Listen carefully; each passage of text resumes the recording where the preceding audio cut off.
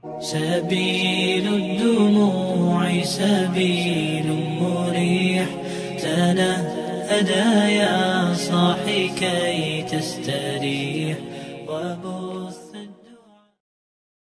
Bismillahirrahmanirrahim. Assalamualaikum warahmatullahi wabarakatuh. Innal hamdalillah nahmaduhu wa nasta'inuhu wa nastaghfiruhu wa na'udzu billahi min sururi anfusina wa min sayyiati a'malina may yahdihillahu fala mudhillalah wa may yudlilhu fala hadiyalah. Asyhadu an la ilaha illallah wa asyhadu anna Muhammadan abduhu wa rasuluh.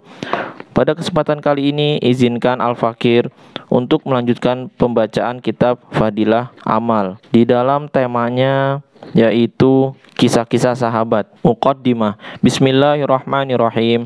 Nahmaduhu wa nusalli wa nusallim ala rasulihil karim wa alihi wa sahbihi wa atba'ihil humati lid-dinil qawim. Pada tahun 1353 Hijriah, seorang hamba Allah Subhanahu wa taala sekaligus seorang syekh pembimbing yang sangat saya hormati, Maulana Muhammad Ilyas rahmatullahi telah menyuruh saya agar menulis sebuah kitab berbahasa Urdu yang berisi tentang kisah-kisah kehidupan para sahabat radhiyallahu anhum dan khususnya tentang keteguhan agama para wanita dan anak-anak sahabat. Harapannya orang-orang yang gemar membacakan kisah kepada anak-anaknya dapat mengganti dongeng-dongeng palsu yang merusak dengan kisah-kisah berharga ini. Hal itu menyebabkan peningkatan agama mereka.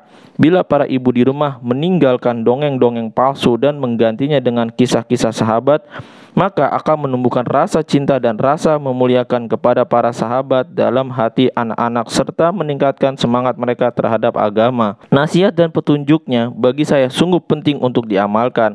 Selain hutang budi saya terhadap kebaikannya, saya juga berharap dengan menunaikan cita-cita orang soleh yang dekat dengan Allah Subhanahu wa taala ini akan menjadi sumber kebahagiaan di dunia dan akhirat. Meskipun demikian, karena kelemahan saya, tidak ada harapan bahwa saya akan mampu menunaikan tugas itu sesuai dengan keinginan dia. Oleh karena itu, dia menyampaikan perintah ini berkali-kali selama 4 tahun. Tetapi saya belum mampu mengerjakan perintah dia dan saya merasa malu atas ketidakmampuan saya.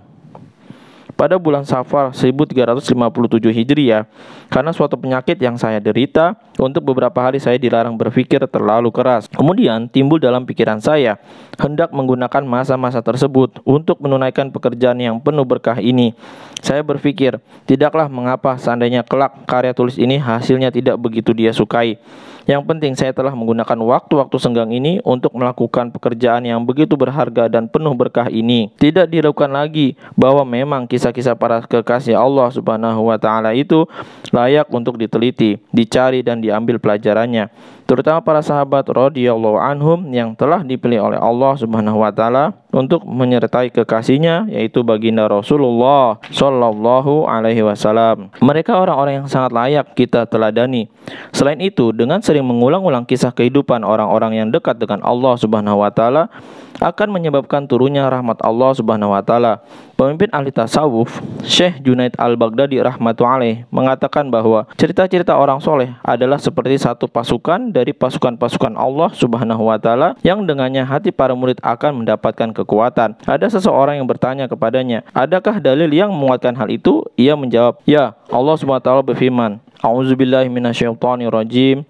Wa kullan naqussu 'alaika min amba'ir rusuli ma nusabbitu bihi fuadak wa ja'aka fi hadhil haqq wa mau'izatu wa dzikra lil mu'minin." Dan semua kisah dari para rasul kami ceritakan kepadamu yang dengannya kami teguhkan hatimu. Dan di dalam cerita ini engkau mendapatkan kebenaran serta pengajaran dan peringatan bagi orang-orang yang beriman. Quran Surat Hud ayat 120 dari kitab Bayanul Quran. Ada satu hal yang harus diresapi dalam hati, bahwa hadis-hadis baginda Nabi Shallallahu alaihi wasallam atau kisah-kisah orang-orang soleh, begitu juga kitab-kitab masail dan nasihat orang-orang yang terpercaya, tidak cukup hanya dibaca sekali kemudian berhenti untuk selamanya. Namun sesuai dengan kemampuan dan keadaan masing-masing, hendaknya dibaca berulang-ulang. Syekh Abu Sulaiman Darimi rahmatullahi seorang waliullah berkata, "Suatu ketika aku hadir dalam satu majlis untuk mendengarkan nasihat. Nasihat itu sangat berkesan di hati. Tetapi setelah majelis itu selesai, kesan itu mulai hilang dari hatiku. Aku menghadiri majelis tersebut kedua kalinya. Maka aku merasakan kesan nasihat tersebut terus tertanam dalam hati selama perjalanan ke rumah. Pada kehadiranku yang ketiga kalinya, aku merasakan kesan tersebut terus tertanam dalam hati sampai di rumah. Sampai di rumah, aku menghancurkan alat-alat yang menyebabkan kemaksiatan dan memilih jalan yang diridhoi oleh Allah Subhanahu wa taala. Demikian pula halnya dengan kitab-kitab agama. Jika hanya membaca sepintas lalu saja, kesannya akan kurang. Oleh karena itu, kita sangat perlu membacanya berkali-kali. Untuk mempermudah dan lebih memberi kesan ke dalam hati para pembaca, saya membagi risalah ini menjadi 12 bab dan mengakhirinya dengan satu bab penutup. Bab ke-1, ketabahan menghadapi kesusahan dan cobaan demi agama. Bab kedua, perasaan takut kepada Allah Subhanahu wa taala. Bab ketiga, kezuhudan dan kesederhanaan para sahabat radhiyallahu anhum. Bab keempat, ketakwaan para sahabat radhiyallahu anhum. Bab kelima, kegairahan dan kecintaan terhadap sholat yang khusyuk dan khudu'. Bab keenam, litsar, kasih sayang dan membelanjakan harta di jalan Allah Subhanahu wa taala. Bab ketujuh, keberanian, kepahlawanan dan ridho mati. Bab ke-8, semangat menuntut ilmu dan mendalaminya. Bab ke-9, ketaatan para sahabat radhiyallahu anhum kepada perintah dan kehendak baginda Rasulullah sallallahu alaihi wasallam. Bab ke-10, semangat beragama kaum wanita. Bab ke-11, semangat anak-anak dalam agama. Bab ke-12, contoh-contoh kecintaan para sahabat radhiyallahu anhum terhadap baginda Rasulullah sallallahu alaihi wasallam. Penutup, adab-adab kepada para sahabat radhiyallahu anhum dan sekilas tentang keutamaan mereka. Alhamdulillah, baru saja kita memperdengarkan muqaddimah dari tema kitab kisah-kisah sahabat. Mudah-mudahan ke depan kita bisa istiqomah untuk menyimak, mendengarkan kisah-kisah ini di video-video berikutnya.